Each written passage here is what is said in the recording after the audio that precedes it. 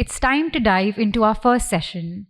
This session explores one of the most vital areas of clean energy innovation, green hydrogen, which holds the promise of powering industries and mobility systems while dramatically reducing emissions.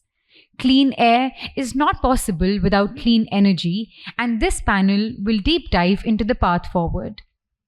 To moderate this crucial discussion, we welcome Mr. Kapil Bansal, partner at EY India, with a strong background in energy strategy and infrastructure development.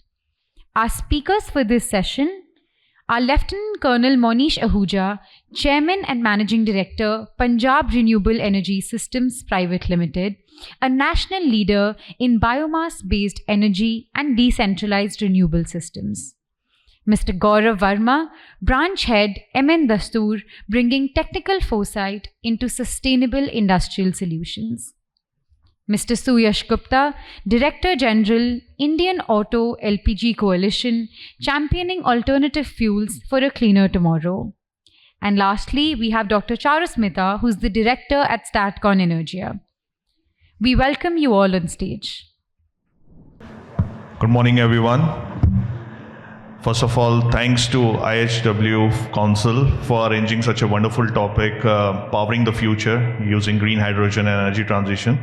And the theme itself is, so attractive, good air, that, when it was discussed with me, I thought that, nothing better theme than this one, and this the 5th edition. So I'm sure, the importance of it is great. So myself, Kapil Bansal, I'm going to moderate this lovely panel, very well crafted. People coming from the industry side on the biomass. Monish is there.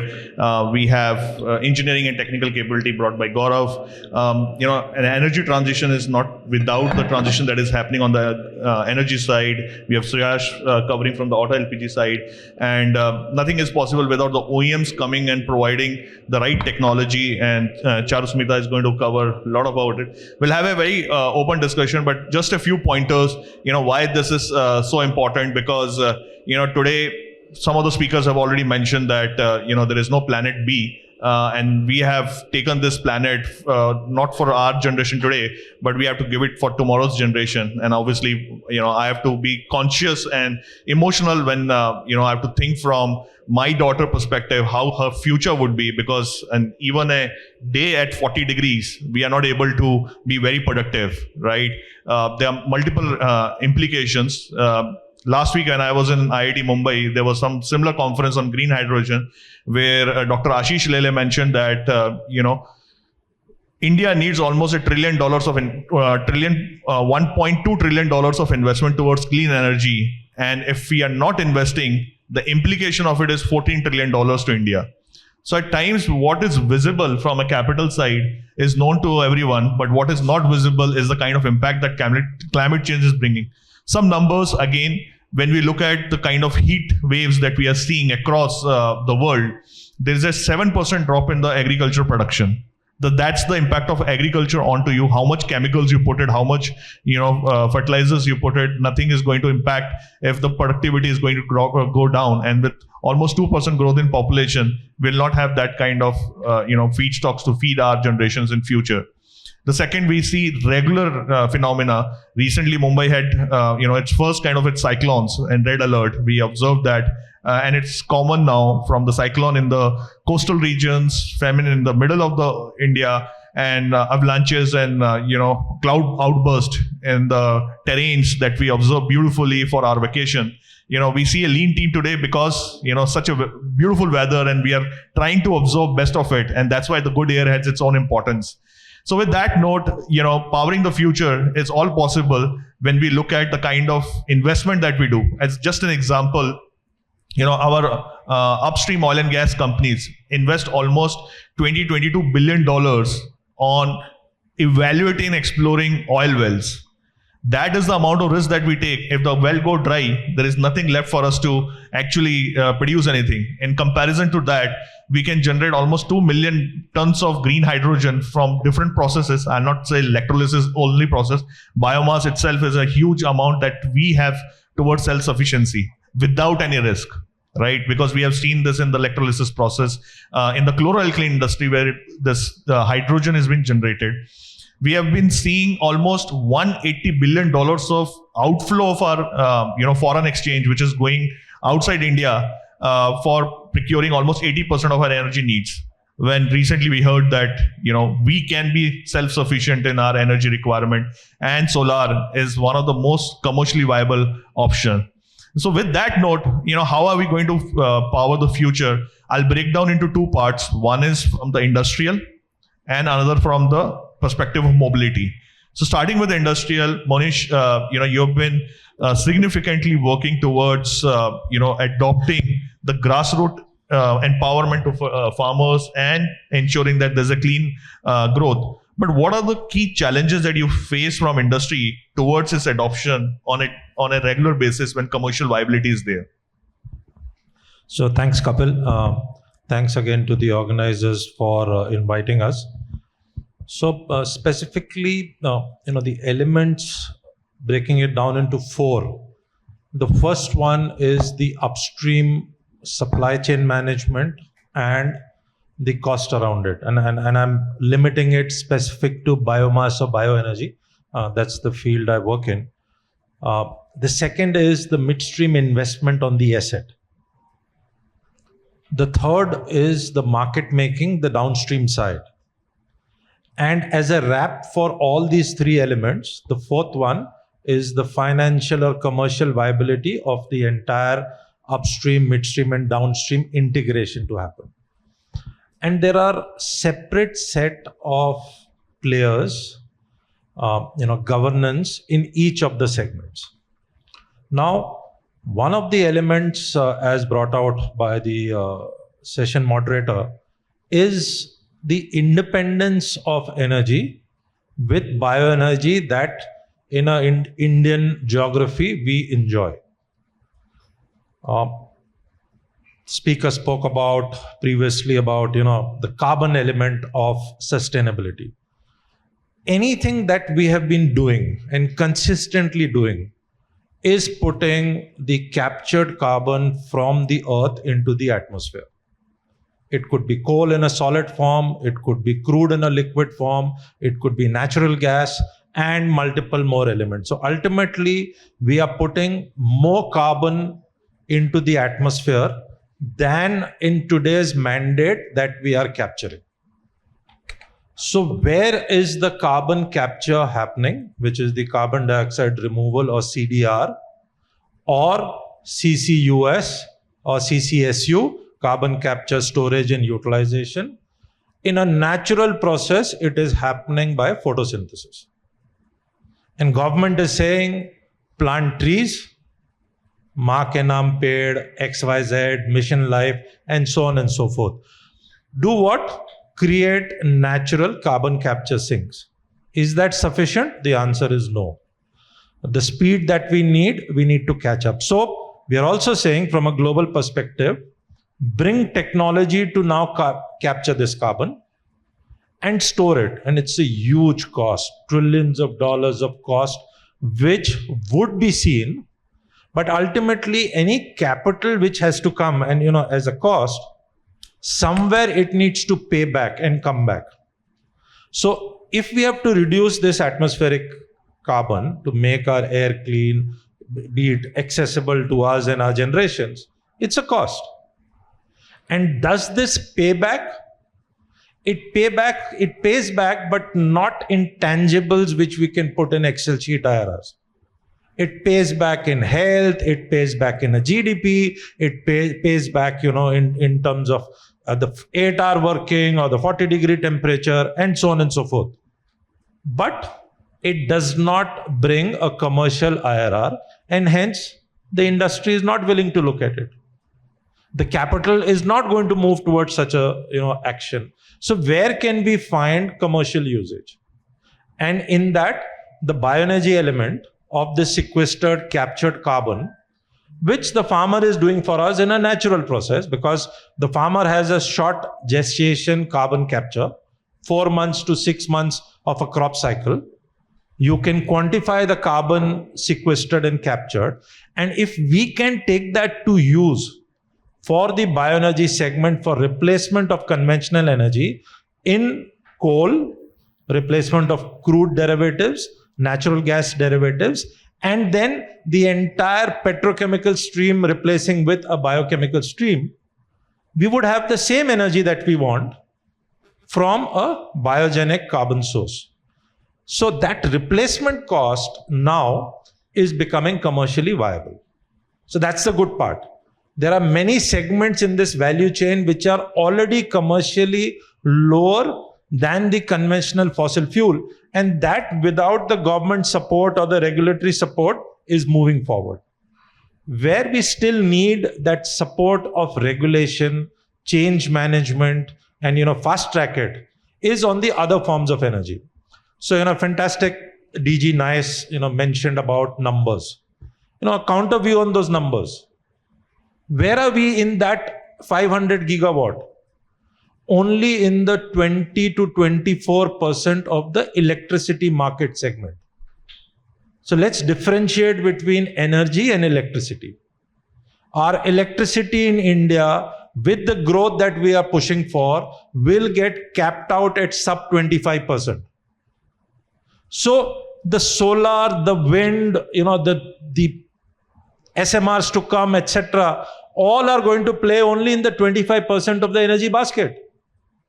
And even there, we are on a subset. We are not moving away from coal. We are still expanding coal. So if you look at that subset, which is presently at about 20%, will go to 30, 40%. That means on the energy basket, we are only addressing 6 to 8% with the next 15 to 20 years.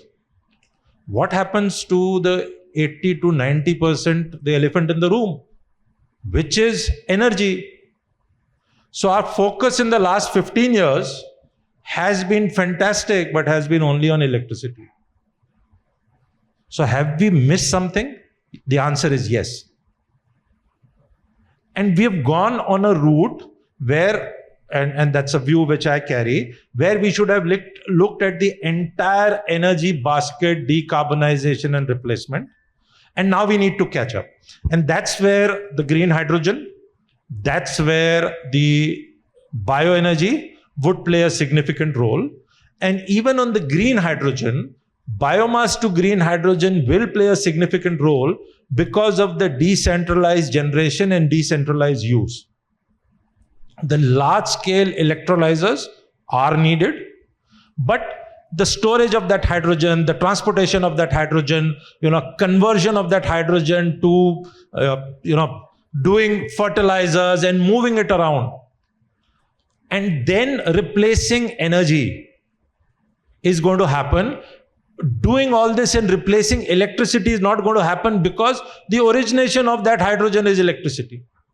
You want green electricity power. So it's not an efficient process to start with electricity, making green hydrogen, converting it to ammonia, transporting it, and then using that again for electricity. It doesn't make sense. And hence, on the decentralized green hydrogen, biomass to green hydrogen, two specific technologies. One is the anaerobic digestion route, where you produce compressed biogas or methane, where you have a CH4, and that hydrogen from methane reformation is a way. You can do it decentralized and use it in the form of hydrogen, put it into pipelines. The second is the gasification route, where you produce synthetic gas or syngas, and then you again do a methane reformation and produce hydrogen. Both these technologies are mature. Both these technologies, India finds merit in India's green hydrogen policy because biomass to green hydrogen is one of the factors which is noted there and acknowledged there. And hence, this is something where on a cost comparative basis, there is merit for producing this clean form of energy. And the other derivatives and forms in terms of technological interventions we can talk about. Thanks, Kapil. Great, Monish. You did mention about the overall value chain across the upstream, midstream, downstream, and the whole financials that are the challenge from the industrial side of it. The whole capture technology is in maturity and adoption. Biomass as an alternative towards your self-sufficiency, which is where we have a lot of biomass which can be converted. And also the critical point that we are only tracking 8 to 9% of energy from the electricity mix, but not the 90% elephant in the room from the energy side of it, which needs to be tackled in next 20-25 years from an industrial standpoint of view. But those are great thoughts. Let me capture one of the important things, which is on the carbon capture side of it.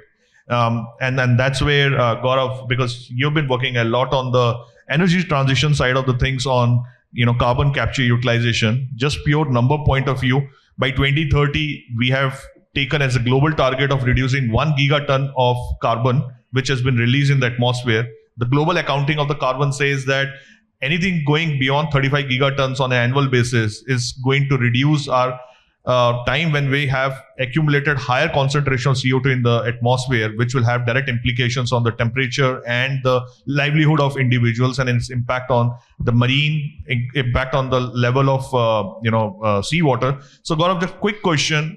Till now, 30 million tons is what carbon capture has been achieved till date as operational. What stops us to move from 30 to almost 1,000 million metric tons of carbon capture and its adoption in the industrial evolution? Thanks, Kapil, for setting the tone. And just a small correction. As of now, almost 45 to 50 million tons of CO2 capture is operational.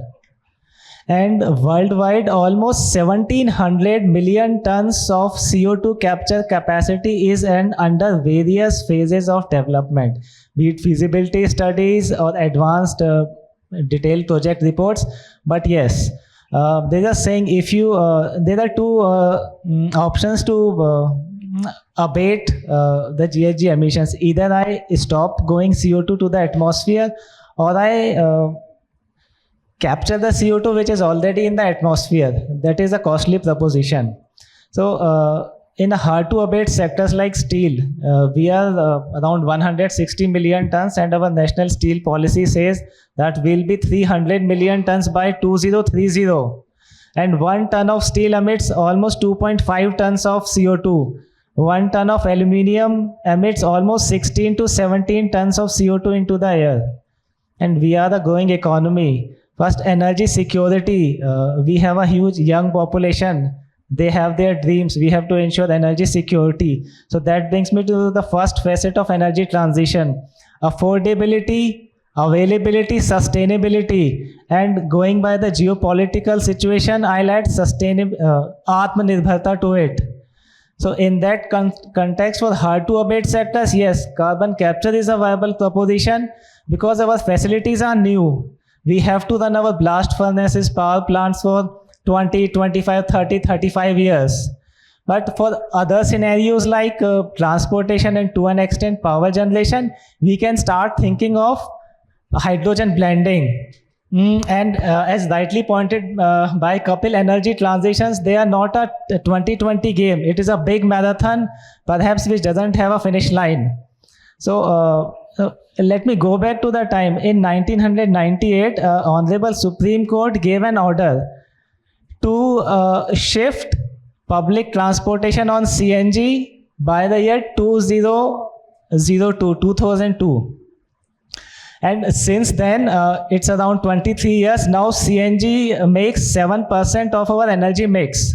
So it started from public transportation in Delhi. Now CNG is playing its part in power generation, refineries, manufacturing, and city gas distribution systems.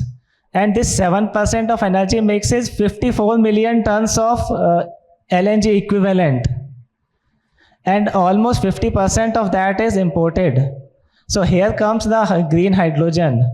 So we can start green hydrogen in heavy vehicles, commercial vehicles, because they have a higher payloads.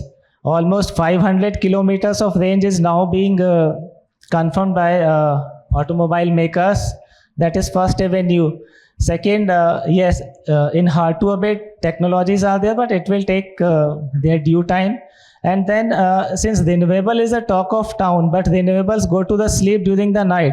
So at that time, green hydrogen will come to the grid balancing, renewables during the day and green hydrogen during the night. That will save from a huge amount of energy storage, and for battery storage, 2.5 crores is the cost per megawatt. And then one example, Japan has already taken a mandate of 800,000 fuel cell vehicles by 2030, and they will be putting up 1,000 fueling stations in Japan. The good thing about green hydrogen that small electrolyzers can be put up at filling stations. It will not be dependent on supplying from one side or that side, and that can be used for refilling the vehicles. So our energy requirements are so huge that only one cannot come to the party. Going for only coal or only renewables or only hydrogen will be like making a cricket team with 11 Virat Kohlis or 11 Jasprit Bumrahs. That may not serve the purpose. So our energy, per capita energy is almost 1400 units, while US is around 15,000 and Norway is around, I think, 25,000 something. And there is nothing like rich country with a low energy consumption. Our requirements will increase, and there will be a role of everyone, be it coal, be it gas, be it renewables, and be it hydrogen. And the good thing is end users, they do not discriminate between the colors of hydrogen, be it green or be it blue. So mix of all is what is required. Thanks, Gaurav. Now you brought an important perspective that energy transition is not just one game solution for all. I have multi-fuels from a transportation perspective, which is EVs, coming through the batteries and fuel cells. You have flex fuels. You have alternatives like green hydrogen coming up, which is a complete net zero, because a lot of the time when we look at SBTI, Science-Based Target Initiative, by 2040. There's a mandate to become ZEV, which is zero emission vehicles. Now, having all those from a transportation side, Suyash is over here. In terms of, as an energy transition, we always see gas as a natural transition. We just have heard the transition that had happened in Delhi, NCR, not just Delhi, from what it used to be diesel burnings and now from natural gas.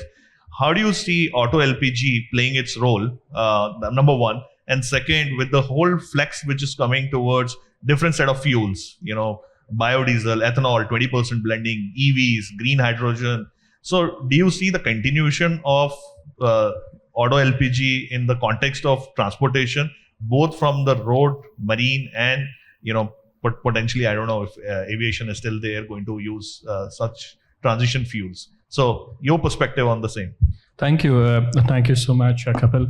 And I'd like to answer this question in two parts. The first is, of course, all of us completely agree on one narrative. A is there is no one size which fits all, no one solution. Every fuel has its place in the energy mix, whether it's hydrogen, whether it's solar, whether it's LNG, whether it's ethanol, whether it's any kind of biofuel, whether it's, as I said, natural gas or LPG. And the key is, as Professor Rehan mentioned in the morning, the key is distributed generation. Distributed, I would say localized application of those solutions. And coming back to the first point, and Professor Rehan mentioned in his address, we have only one planet. There is no planet B. I would also say there should be, I was listening to one session from Jeff Bezos, and the panelist, the moderator asked Mr. Bezos, what is your plan B? He said there is no plan B. So similarly, there shouldn't be any plan B. This should be our plan. Plan A is, it needs to be sustainability and the way we go about it. And the only way we can do this is to look at the low-hanging fruits. Now, coming to the perspective of auto LPG, of course, we have an association which has memberships from players who are into hydrogen, who are into ethanol, who are into natural gas. They're into the complete chain. But each stakeholder is extremely sensitive and aware of the fact as to which solution will fit, at which point in the applicability chain. Now, let's look at the electric narrative. Now, the decision I have personally believed, I've been into the public policy space since 2002, and I firmly believe it's never in consumers' hands. It's irrespective of their nationality, irrespective of the country we are talking about, it always begins and ends with the policymakers. If the policymakers want the industry and consumers to adopt natural gas, that will be the solution which will happen, because then the whole ecosystem will be created around it. Similarly, if it needs to be hydrogen, yes, the whole ecosystem will be created around it. So the policymakers need to look at this from a wider angle, that there is no one solution and that every fuel will have its place. Now, in terms of auto LPG, we have almost 33 to 34 crore vehicles running on the Indian roads today. Now, what happens to those vehicles? Can even one of those vehicles be converted to electric? No. So, and we cannot wish away 34 crore vehicles which are on the Indian roads. So what is the solution? The solution for these vehicles is to convert to gaseous fuels like natural gas or LPG. These vehicles cannot be converted to literally hydrogen also. But hydrogen will have its space. Every fuel will have its own place. So this is what we have been pushing the government, that let's look at low-hanging fruit.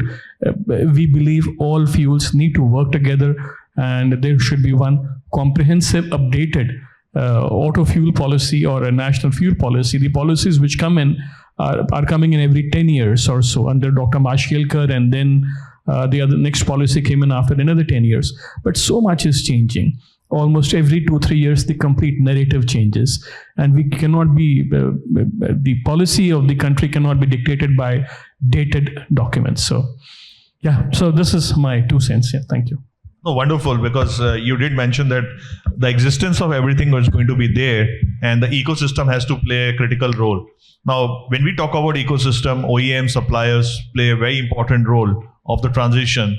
Sometimes we go blind by what's there. There's so much hype and media news around green hydrogen, but the reality is green hydrogen is in existence from last 50 years, and we have been using it in the thermal alternatives for cooling as green hydrogen, which I've seen in some of the thermal plants being worked since last 20-25 years.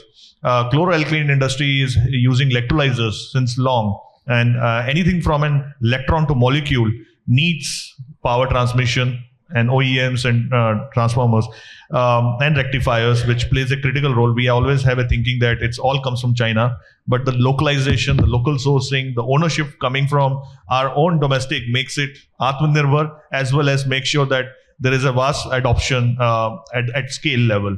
And that's why Charusmita, when I was discussing with you, came to know that Statcon Energia is providing all this equipments and its services since long.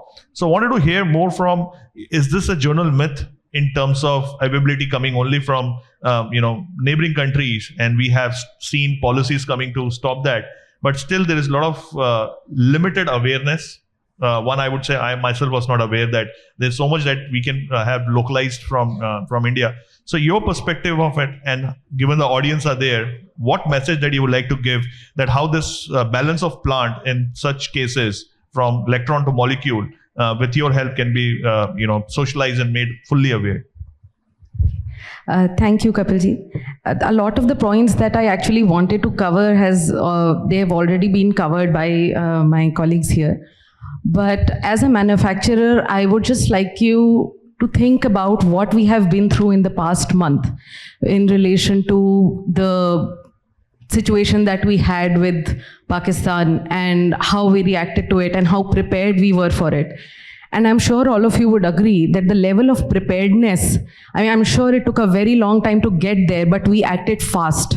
That is exactly what we need to do. Prepare at war scale, prepare now if we want this to happen. It's not the future, it's happening right now and it's passing us by and we are not able to catch it that fast.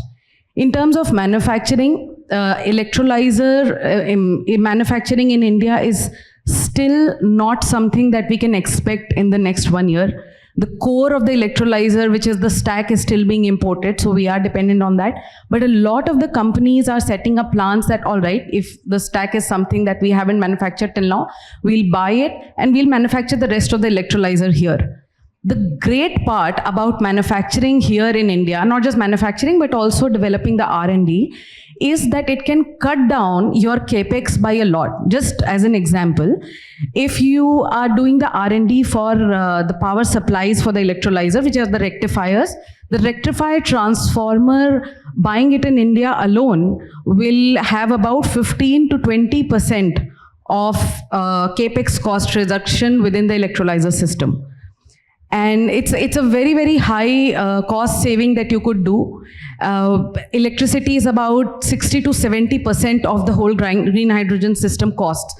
So you can imagine if there are losses, power conversion losses, losses at generation end, the kind of inefficiencies it can create will never allow green hydrogen to grow, will never allow us to help with that energy transition that we are aiming for. And as Lieutenant Colonel Ahuja said, that solar is better for a lot of the applications because green hydrogen has a lot of inefficiencies. It's a very complicated system that you have to put up. But for large scale industrial applications like steel or really large scale megawatts going into hundreds of megawatts, for that green hydrogen is a great option. It's better than solar for those kind of applications. So maybe not for green hydrogen cooker like a solar stove in our home. Maybe it's not feasible for that. Maybe it will just remain at an experimental stage there. But for large applications, green hydrogen is a fantastic offer, despite having losses and despite it being kind of a round trip, the inefficient system. It still will be more feasible. Coming to Indian manufacturing and the role of OEMs, there are a lot of components and equipment in the green hydrogen manufacturing production system which are already being manufactured in India and of global quality level.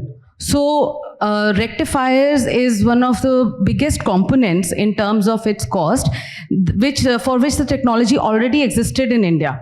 I mean, we have to modify those things a little bit to suit the electrolyzer needs, because so 99.99% pure hydrogen has a very different cost from 99.999. So the hydrogen purity is very, very sensitive to the quality of electricity that it receives.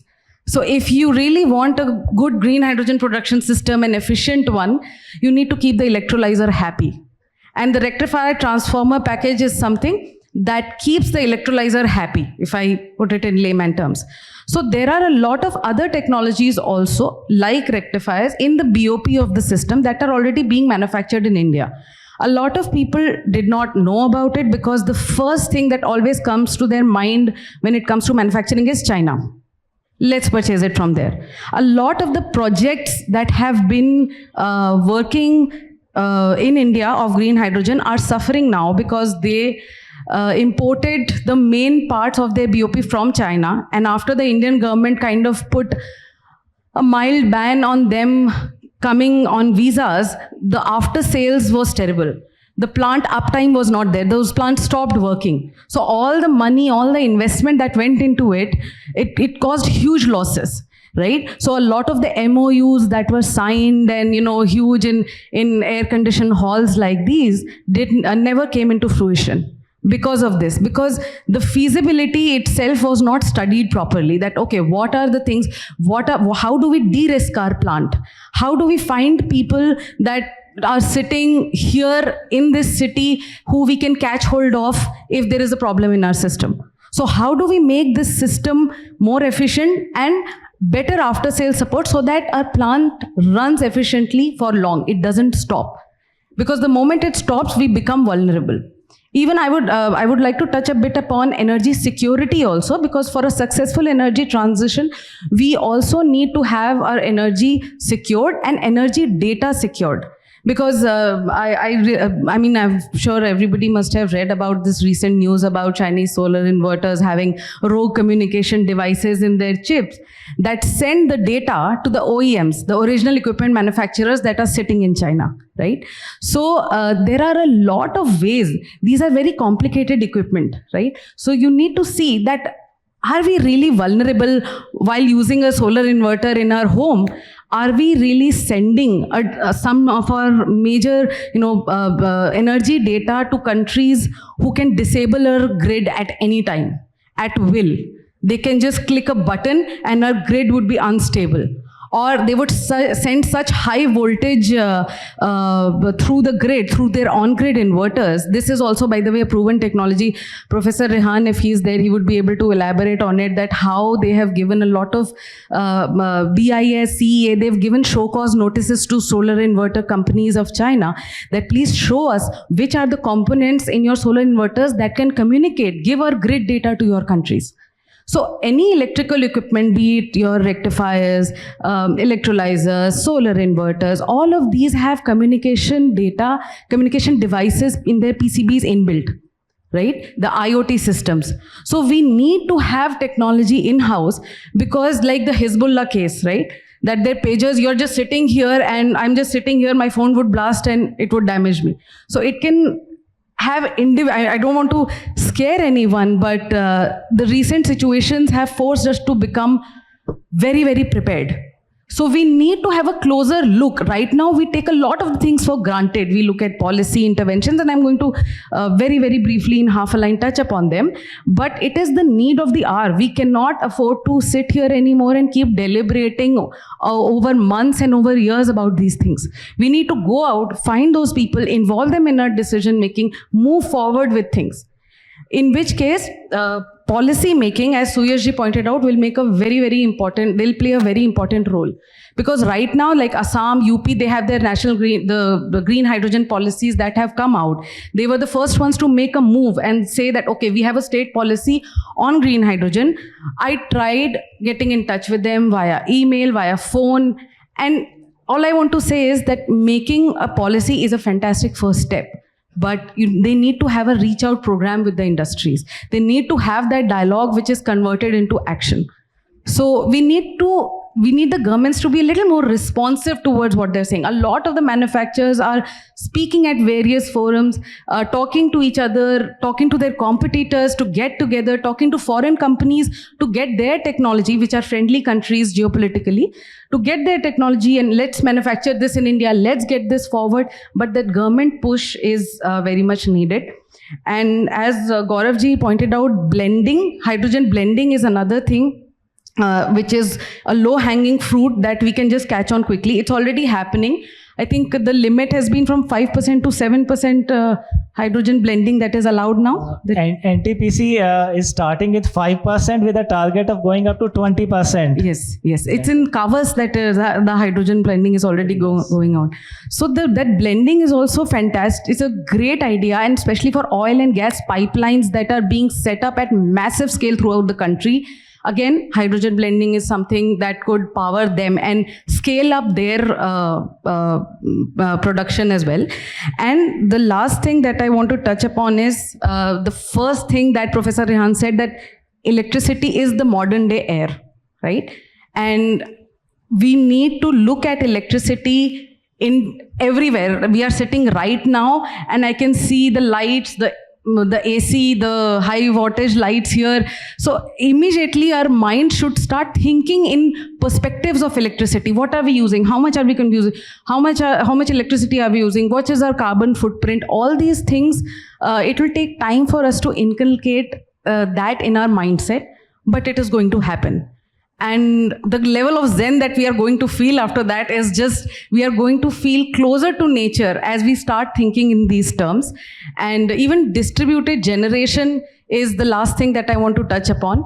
As a manufacturer as well, and as a citizen of this country that who would want electricity also as a fundamental right for everyone, that in places where the government grid is not there, where there's no solar, microgrids have already started playing a very big role since a decade now. Distributed generation, if the government grade or large scale green hydrogen plants are not available, chuck it. Let's start making our own. The way he was talking about biomass, or even these days, small private company groups, they have started making their own hydrogen, supplying to their own industry and to the people around them.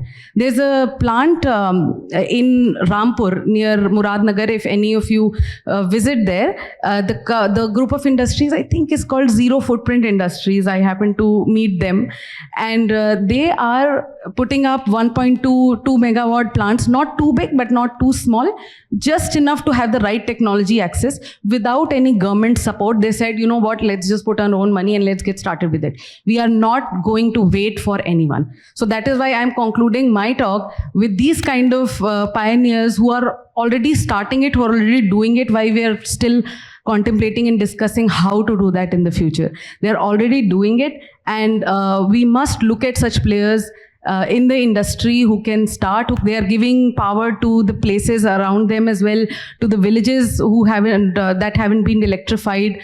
So these private players can also play a very, very big role in having distributed generation, small plants that can not only power their manufacturing needs, but also for the people around them. So the time is now and it's passing us by. That's all I want to say. Thank you. Lovely. No, this is a great, Charasmita, that you provided awareness about how we are becoming a consumer itself, and data has become the new oil, and how much we give our information to others is the way the other economists drive us. So what I can understand, obviously, from your speech was like there are invisible financial implications. Even Monish did mention about the implication coming from health, productivity, the risk factors, the cyber security. If we all put together, the commercials are not going anywhere haywire. We will be having a great opportunity from all commercial standpoint of view. But given the time that is now, and it will never come back, and also we are running short of the time on this session, I'll quickly take one statement from each one of you for call for action. One thing that was mentioned is about the kind of consciousness towards how we use electricity. So Monish, what are the call for action that you will prescribe for our audiences and speakers that they can take forward from this this discussion that we have? So as commercially viable projects with policy participation, we should have carbon pricing in our business models. We should have health cost pricing in our business model. We should have the price of GDP loss, equitable promulgation for all sections of the society in our business models. And this should get factored in terms of a return. It could be performance linked. It could be upfront in terms of financing structures, thereby allowing this entire gambit of energy transition to become viable. If you start looking at it from a commercial perspective and putting it on a table with something which has been there for over decades and centuries, you can never compete. So for alliance of a fair playing field, and then I can take 30 seconds more in terms of just an example, and we work in that segment. We saying make that carbon sink by planting a tree, and we are a Hindu society, and with every death in India we cut down 2 trees. So where is the sustainable transition? And we, because of our religious sentiments, want Agni Moksha to happen. So we want disposal of a body with burning to happen. And so where is the carbon sink going to remain? So that maa ke naam ped is 1, but usi maa ke naam pe the closest tree cut is 2. So change to bring for society, change management to happen, costing to happen. So cremation in India happens at between 4,000 to 4,500 rupees per cremation. With a Supreme Court order for cost of tree in India at 74,500 rupees per year into the life of the tree, and thus, to cut it short, we burn 7.5 lakh rupees of national asset at 4,500 rupees per cremation. Who allows it? It's a Supreme Court judgment. Who's supposed to enforce it? Government. Government is paying 4,000 rupees for that cremation through municipal corporations. And where is that wood sourced from? There is no sustainability index around it. So these are examples of change management which can come. And if families desire, if societies desire that this change management is needed, it happens. So we have showcased, you could go to my social media handles to see the reports.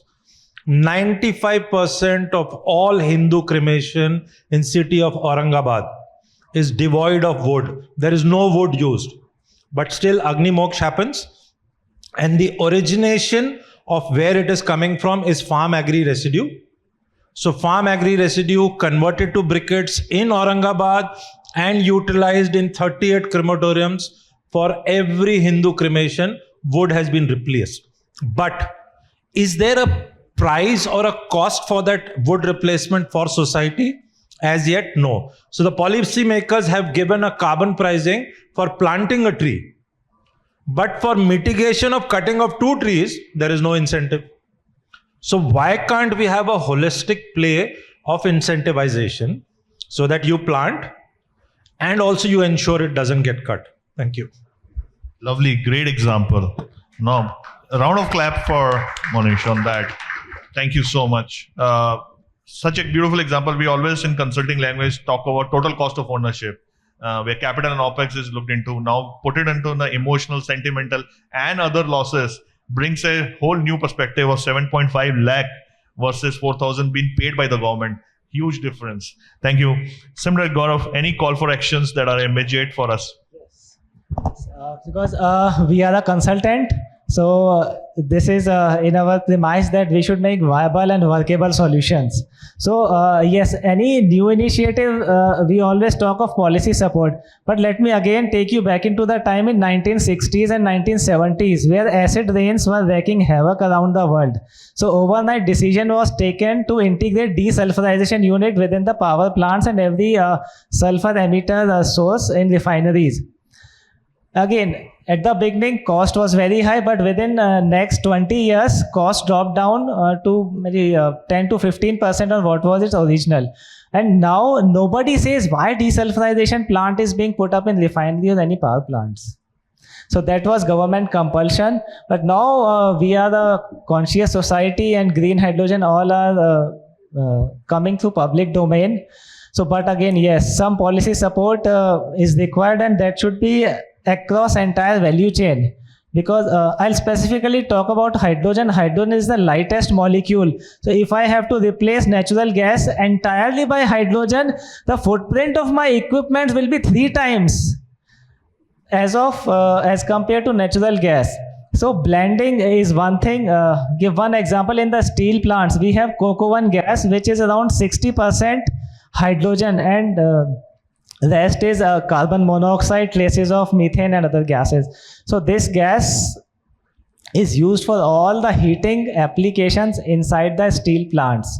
So 100% hydrogen or hydrogen blended with some amount of natural gas will totally change the economics overnight. So this is a viable proposition we all need to work. And second, safety regulations.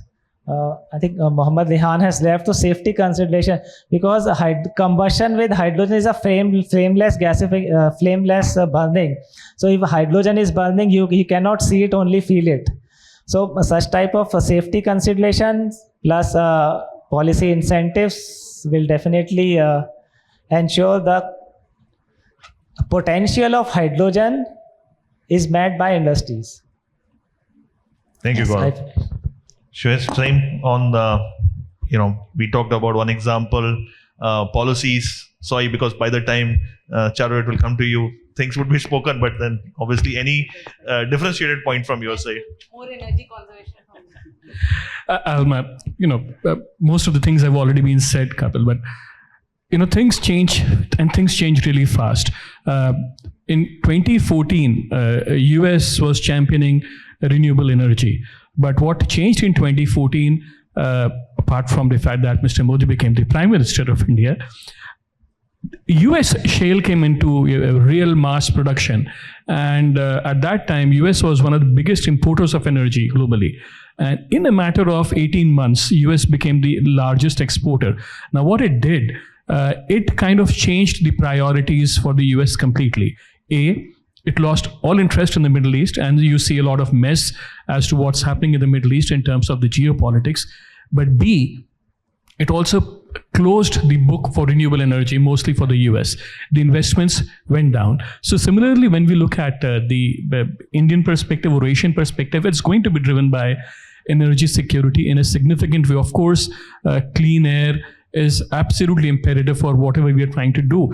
But ultimately, all the stakeholders, whether it's equipment providers or energy providers, all of us have a limited bandwidth. All of us have limited resources. And it's extremely important for the policymakers to have a very sensitive and a policy which could, they need to ensure that all of us, all the stakeholders, all these solutions are not jostling for the same place. For the same solution, as you said, let's have specific solutions, customized, which are more efficient. Let's have a more pragmatic approach in terms of which solution will fit which place the best. Yeah, thank you. Thank you. I just want to pick up from where Suyashi left, that we need specific solutions for specific applications. So obviously, solar, be it green hydrogen, be it biomass, no one type of energy is suitable for all. So we need to have a mix of everything. As for a manufacturer, the call to action that I would say would be upskilling the workforce, because it is such a specific field, this green hydrogen, that a lot of people who want to work, a lot of people who are not very well versed with the universe of green hydrogen like us want to work there. How do we upscale these people? This is the first thing that I would want to say. Then I would want that more green hydrogen EPCs should be involved in finding out what India is producing in this supply chain, what is the level of local R&D, and believing them, working with them, testing them rigorously, and then deploying their services or products, rather than people who are far away and would get a lot of trouble obtaining visas to reach here. Then I would also, again, policy intervention, I have to say that it is needed, that the governments work with industry people. They should visit once in a while to people who are manufacturing. We also need to have more testing facilities available for local manufacturing, because a lot of the EPCs, they just very casually, a lot of the people say, oh, but Indian manufacturers do not have that level of scale, or do not have that level of technology. But what tests are they basing it on? We do have those, and they have been working for 20 years. So we need to have faster, bigger, and more number of testing facilities as well for green hydrogen to really establish at scale. That's it. I think all the other points are too technical, but this upskilling workforce is something which is very close to my heart, and that is something that all of us, be it in any kind of space, can start working on it. Thank you. Thank you so much. So we just run out of time, and really diverse thought process for call for action. I'll put it on my own social media handle in LinkedIn. What I just took the notes so that it's been captured and the voices are being heard. But given that we just have 1 minute, so I'll ask for two. Can questions. I ask one question, sir? My question is to Lieutenant Colonel Monish Ahuja ji. Just now it has been told about the hydrogen blending, and we are aware that hydrogen blending in existing pipelines could increase our leakage as well as the pipeline deterioration. We are also aware that the raw materials extraction and processing always impact on environment. Now I will give some examples: soil degradation, biodiversity loss, net damage to ecosystem, and global warming. My question is, Though hydrogen is in abundance in environment, then what shall be the side effects if hydrogen is extracted from environment? Ahuja sir.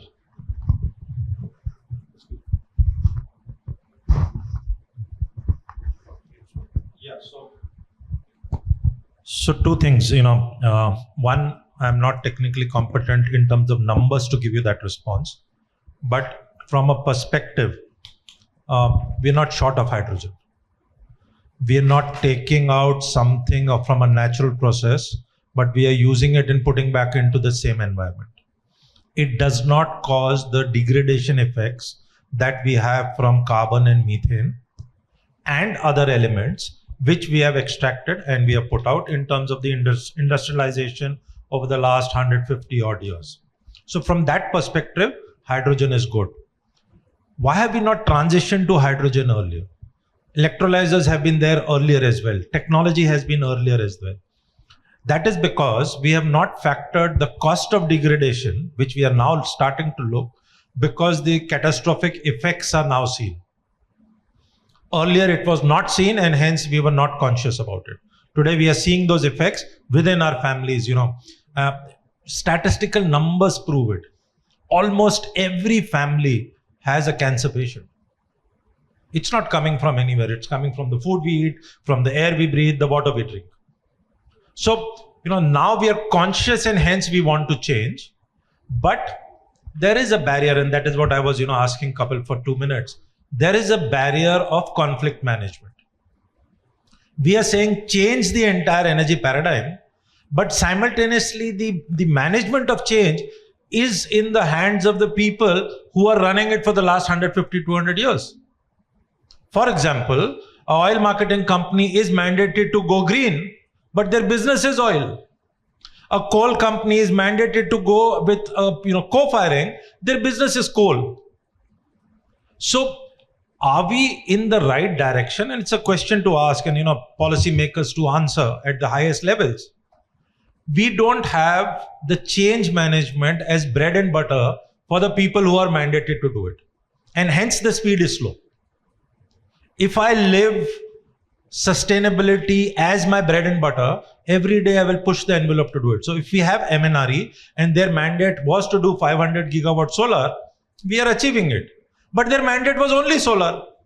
Their mandate was not bioenergy. We have no entity for mandate of bioenergy. Fortunately, we have MNRE for hydrogen now, and sooner or later it will happen. Again, numbers speak. We had the Satat scheme announced in 2018 with 5,000 plants to be done till 2023. We announced it. Nobody asked us in the world to announce it. For 5 years, despite all the monitoring at the highest levels, we did only 48 plants, less than 1%.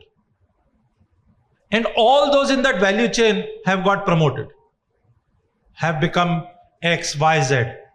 Where is the performance level of, and what have we done? We have shifted that 23 target now by another 5 years to 28. And we are already in 26. And come what may, we will not meet even 50% of it by 28. I'm sticking my neck out to make this statement. So who's doing what? Where is the change? Because that same entity is responsible to do crude. We have the Samarth scheme target since 9 years for co-firing and targets to achieve. And we have spent, I would say, hundreds of crores in the advertisement for it, for change management to happen. But if you look at a target number of what we have achieved and we pat our back for it, it is less than 0.00% of what we set as a target. Because the same entity is mandated to do coal.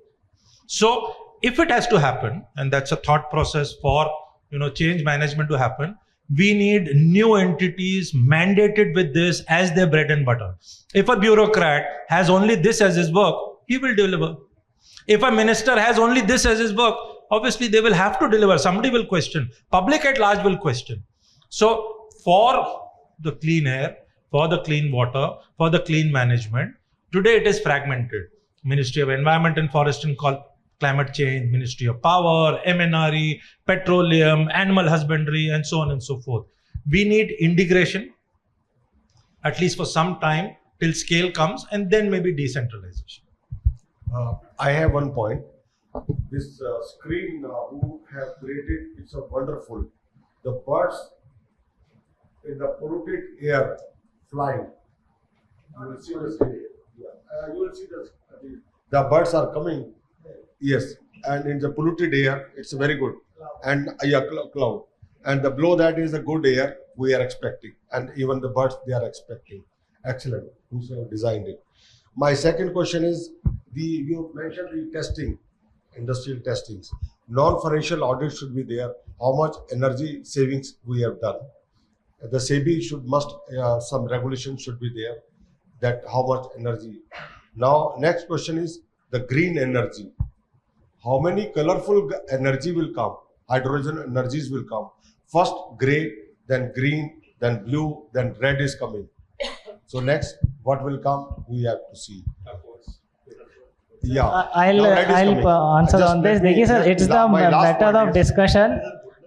Till there is no urgency और मतलब जब तक मुसीबत नहीं आ जाएगी ना बिल्कुल we can keep on talking about the colors. But जिस दिन मुसीबत सिर तक मतलब पानी गले को ऊपर करेगा ना then we'll forget all these colors. मैं इसको दूसरे रूप में लेके जाता हूँ. जब तक हम एक एनर्जी को समझेंगे, एक कलर को समझेंगे, तब तक नया कलर आ जाएगा. You see the green, the blue, the green. The USA, Europe, they are blue, and USA they are the green. Okay, so red is coming the nuclear. ये अर्बनाइजेशन एंड इंडस्ट्रियलाइजेशन जो हो रहा है, ये जो नीचे जो आपने जो दिखाया है, अर्बनाइजेशन और इंडस्ट्रियलाइजेशन जो हो रहा है, हम एक साइड कह रहे हैं कि कटिंग ऑफ, आपने sir you rightly mention who is monitoring. आप एक ट्री काटिए और मिनिस्ट्री ऑफ फॉरेस्ट का है कि आपने 20 लगाने हैं, वो 20 एक जगह लगे हैं, आप एक काटिए वो 20 की पिक्चर वहां जमा करा देते हैं, आप काटिए वही 20 की पिक्चर वहां जमा हो जाती है. Who is monitoring? कहां लग रहे हैं पेड़? So that is my question to you. It's excellent. These who have designed this, the buildings and this RE Park they have mentioned. One side, the RE Park is there, and the other side, the buildings are there to have these solar energy. Yes, sure. It's good. Thank you for your question, sir. Over to Mr. Bansal. So thank you for the appreciation. Obviously, the idea is to make everyone aware and take the things forward. So really appreciate your appreciation coming from the audience side. And obviously, we need to become conscious citizens and take the things forward from here. Given that we are running out of the time and I don't want to be sitting in between your lunch and the next session. So thank you, everyone. Thanks for the panel. Thank you, everyone. A big thank you to our moderator and distinguished panel for such a thought-provoking discussion. I now request Mr. Omar to kindly come forward and present mementos to our panelists and moderator.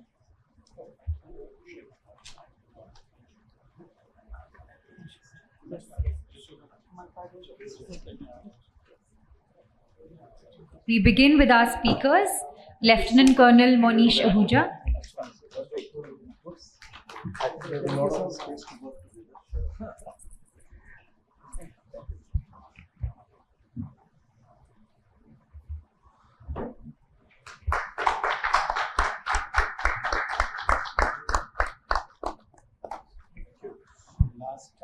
Mr. Gaurav Verma. And he highlighted this agenda of emission and the uses of it.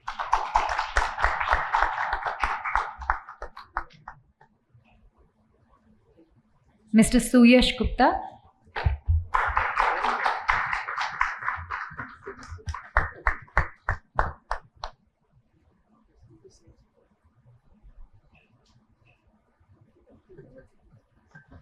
Dr. Charu Smita.